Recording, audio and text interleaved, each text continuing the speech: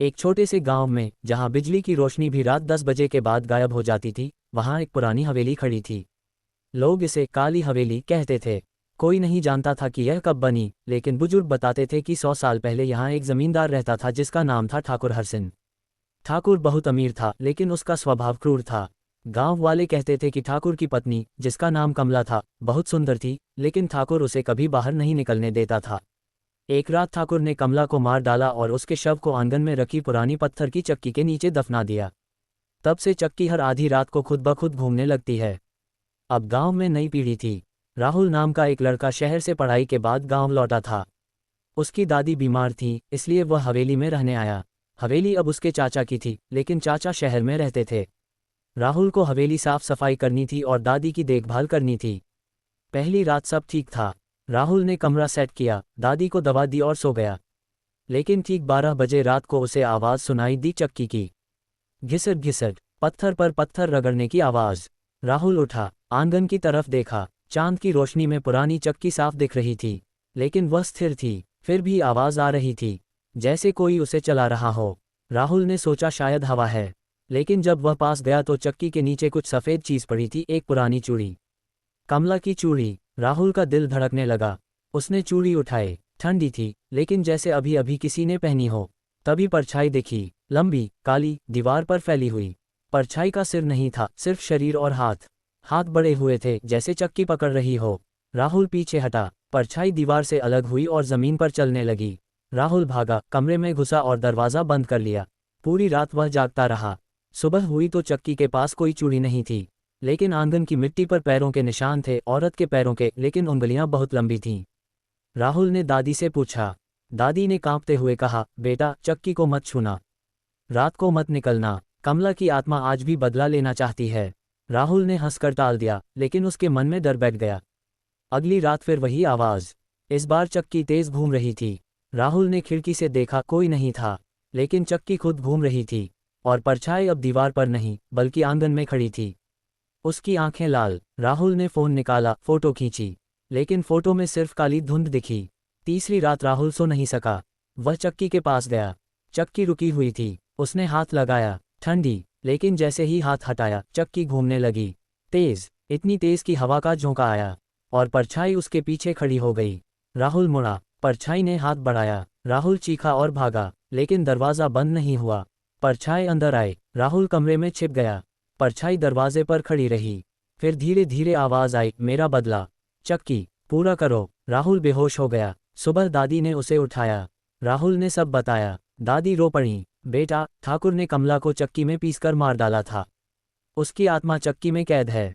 जो भी चक्की को छुएगा, उसे परछाई खींच लेगी। राहुल अब समझ गया, लेकिन अब बहुत देर हो चुकी थी। परछाई अब सिर्फ रात को नहीं, दिन में भी दिखने लगी थी। राहुल अब डर के मारे दिन में भी हवेली से बाहर नहीं निकलता था। दादी ने उसे बताया कि ठाकुर हरसिंह ने कमला को सिर्फ इसलिए मारा क्योंकि वह किसी गांव वाले से प्यार करती थी।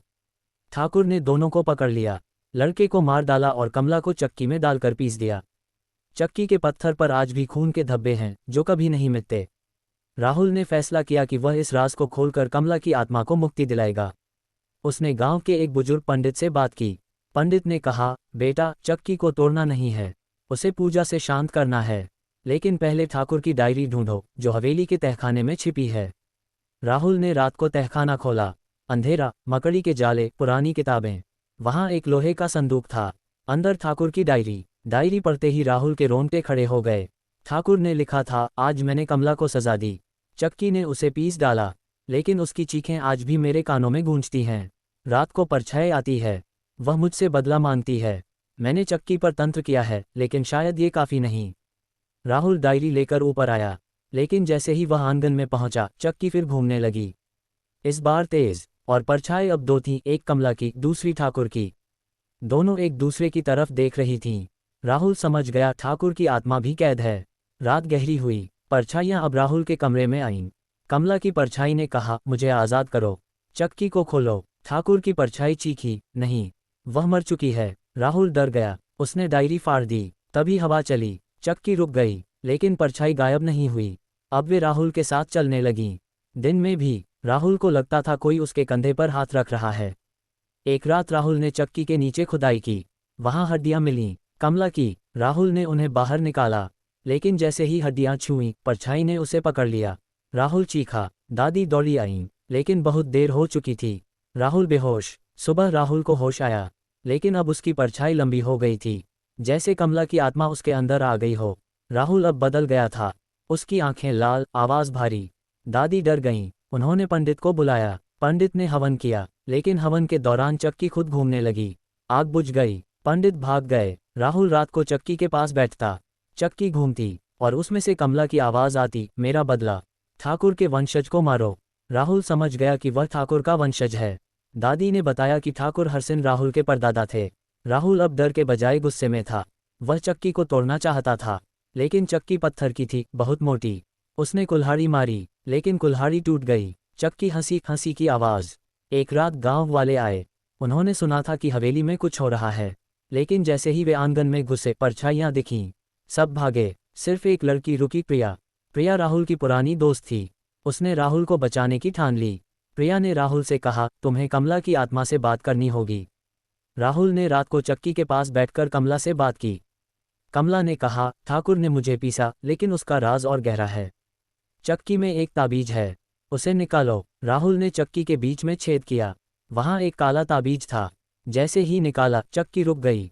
परछाई गायब, लेकिन राहुल के शरीर में कुछ हुआ।